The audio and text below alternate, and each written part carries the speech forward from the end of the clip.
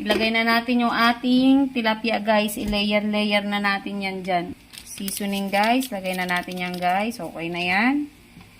Yung ating siling haba guys. Yan. Pamintang buo. Pamintang pino. Sarap nito guys. Daming eggplant. Maglagay na tayo ng ating pampalasang patis. Ito na guys yung ating pinaka-asin. Yung ating oil. Yung ating suka, guys. Yan. Siyempre, hindi yan paksiw pag walang suka. Kunting tubig, guys. Yan. Luto na siya, guys. At sakto na lang ang kanyang sabaw. Yan. Patay na natin, guys, yung ating apoy.